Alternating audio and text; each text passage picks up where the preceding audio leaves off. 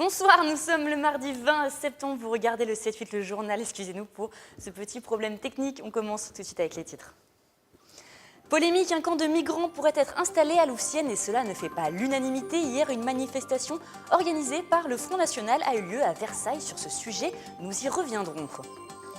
Et la loi se durcit pour les fraudeurs dans les transports. Une campagne de communication est lancée pour leur rappeler les nouvelles sanctions auxquelles ils ne pourront échapper. Et enfin, nous vous présenterons les nouveaux pensionnaires du parc de Château de Plaisir, une dizaine d'ovins pour entretenir les jardins. Cela s'appelle l'éco-pâturage. Et dans l'actualité de ce mardi, le ministre de la Justice, Jean-Jacques Urvoas, a présenté ce matin son plan prison, dont l'un des objectifs est de parvenir à 80% de détenus en cellule individuelle. Un plan qui va permettre également d'améliorer les conditions de détention à la prison de Bois d'Arcy. Elle était, selon Patrick Mocco, secrétaire local UFAP Bois d'Arcy, dans une situation assez déplorable. Et c'est déplorable, écoutez-le, nous l'avons eu par téléphone. La situation est assez critique à Bois d'Arcy en termes de surpopulation. Mais ça l'a toujours été, il n'y a jamais eu de changement, jamais rien qui a été fait. Nous avons actuellement un peu plus de 900 détenus pour 505 places.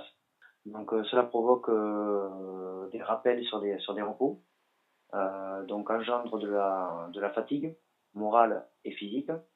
Et tout cela provoque de la tension, des arrêts forcément en maladie ou autre, voilà. Et je vous le disais en titre, les inquiétudes et les interrogations grandissent autour d'un centre d'accueil pour migrants qui doit être installé bientôt dans les Yvelines. Des premières informations parlaient d'un Calais bis situé sur la commune de Louvciennes. Des informations démenties par la préfecture après un rendez-vous avec le maire de la ville. Les précisions de Michael Elmidoro et Nicolas Kirillovitz. Un camp de migrants va-t-il être installé ici à Louvciennes? La rumeur enfle depuis plusieurs jours. La préfecture des Yvelines a ciblé plusieurs sites sur le département, dont la plaine de Villevert, pour accueillir une centaine de migrants. Le lieu en question est un ancien pôle industriel de 24 hectares actuellement en friche, situé à proximité de cette discothèque et du triangle de Rocancourt. Une nouvelle et une façon de faire qui agace le maire de la commune. C'est toujours, si vous voulez, embêtant, agaçant pour pas dire fortement irritant, d'apprendre les choses par les médias et que les maires, qui sont quand même le premier niveau de démocratie et démocratie locale, n'aient pas été informés. J'ai été irrité par le fait qu'on puisse nous imposer, que l'État puisse nous imposer des choses sur lesquelles nous n'avons pas été concertés. Une nouvelle qui préoccupe également le Front National, la section départementale du parti de Marine Le Pen a organisé hier un rassemblement devant la mairie de Versailles. Nous, ce qu'on dénonce, c'est de manière générale l'immigration illégale.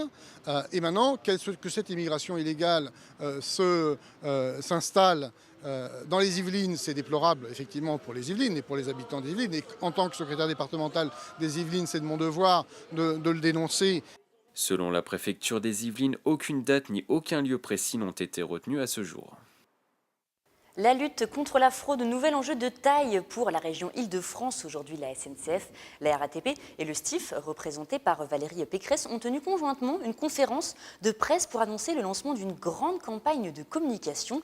Intitulée « Fraudeurs, pour vous, les règles ont changé », elle vise à rappeler aux usagers le durcissement des sanctions à l'encontre des fraudeurs depuis la promulgation en mars de la loi Savary-Leroux. Des amendes plus élevées et plus d'outils pour les agents, comme vous allez le voir. La chasse aux fraudeurs est lancée avec la promulgation de la loi dite Leroux-Savary du 22 mars 2016 et inspirée des propositions de Valérie Pécresse. Le cadre se durcit pour les fraudeurs. En 2015, la RATP a comptabilisé 1,5 million d'infractions, 510 000 pour Transilien. Moi, je fraudais tout le temps.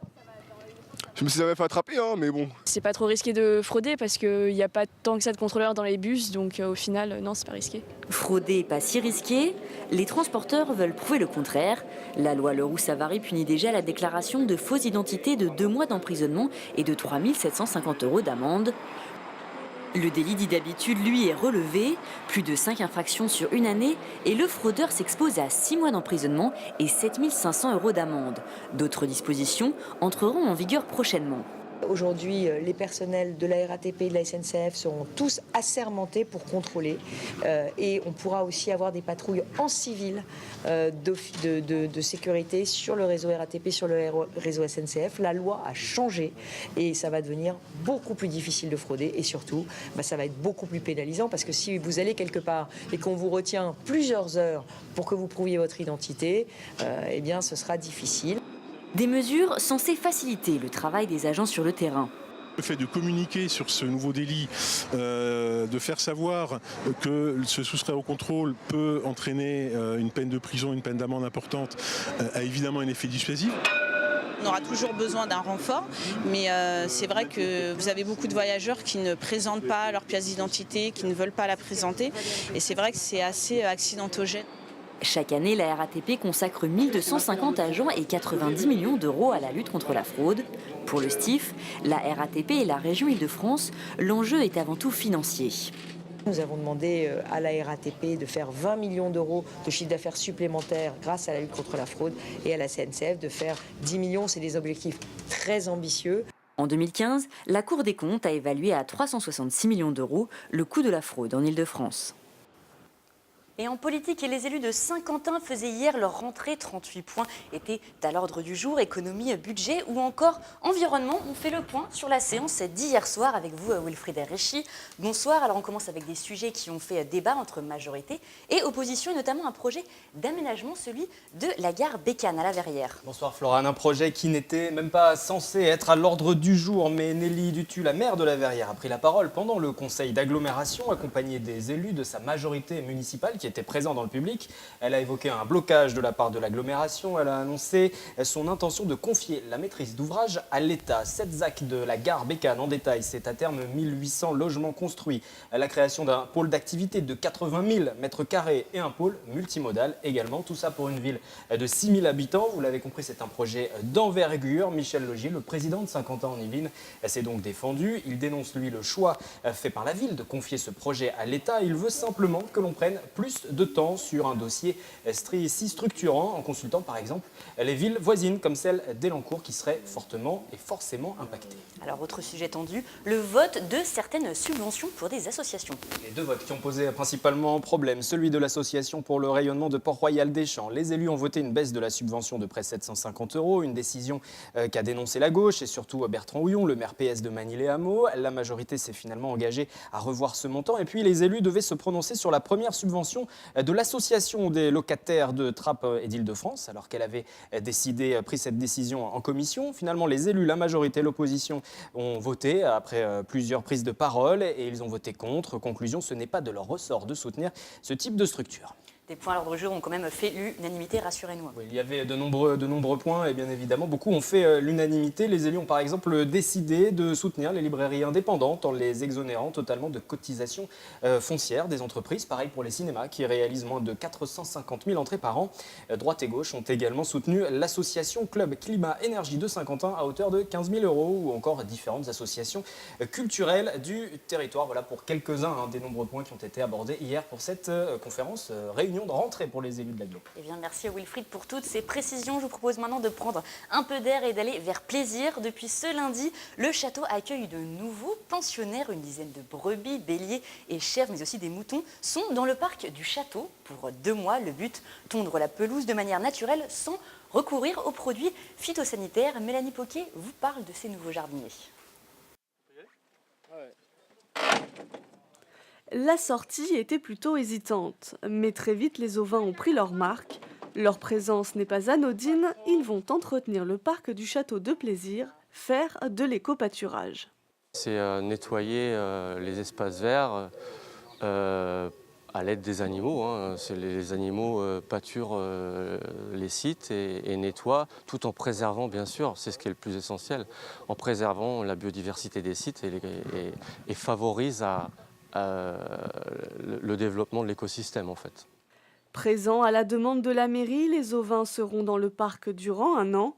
Pas d'économie pour la commune, l'entretien des jardins représente 2 800 € chaque année. C'est dans l'esprit du zéro phyto que la ville applique déjà depuis 3 ans, puisque au niveau de l'ensemble des espaces de la ville où il y a donc de l'herbe, nous utilisons donc l'eau chaude. On a donc sélectionné 2 parcelles sur le parc du château, une parcelle d'1,6 hectare, une parcelle d'1,2 hectare. Et donc le berger va nous déplacer le mouton sur ces différentes parcelles. Dans 2 mois, ils seront mis à l'abri pour l'hiver avant de repartir entretenir les autres zones du parc et aller à la rencontre des plaisirois. Une solution qui pourra vous donner des idées si vous avez également un jardin. On finit ce journal avec du sport. La 7e édition des Olympiades de Versailles s'est tenue ce samedi au stade de Montboron. Le concept, une centaine de valides et de personnes en situation de handicap participent ensemble à des ateliers pendant la journée au programme de l'équitation, du football, de la natation ou encore de la pétanque. Je vous propose de regarder ce reportage signé Mickaël Elmidoro et Camille Lambert. Des rires, des performances sportives, la 7e édition des Olympiades de Versailles était programmée dans la ville ce week-end au stade Montboron. Le concept, les valides et les non-valides se retrouvent pour partager un moment de sport. Quand on est face à une personne en situation de handicap, on va aller vers elle en disant « je vais faire une BA ». Donc on va aller vers cette personne, on va comprendre quel est son type de handicap, on va s'adapter à elle pour pouvoir l'aider et l'accompagner.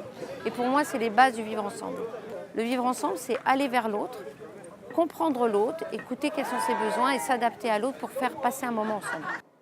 Pendant cette journée, les participants purent notamment s'essayer à l'équitation. L'activité était organisée par le club hippique de Versailles, partenaire de l'épreuve depuis la première édition. C'est, je crois, une activité qui plaît énormément sur ces journées des Olympiades où les personnes peuvent venir découvrir et se mettre à cheval et voilà, découvrir les sensations que procure la mise à cheval. Sereinement dans une ambiance festive. Qu'est-ce que vous en avez pensé? Beaucoup de bien. J'en fais depuis un bout de temps déjà. L'événement a attiré près de 1000 participants cette année. Rendez-vous en juin 2017 pour une nouvelle édition des Olympiades de Versailles. Et c'est à présent la fin de cette édition. Je vous remercie de nous avoir suivis. Je vous donne rendez-vous demain pour un nouveau numéro du journal et vous souhaite une excellente soirée sur TV Film 78.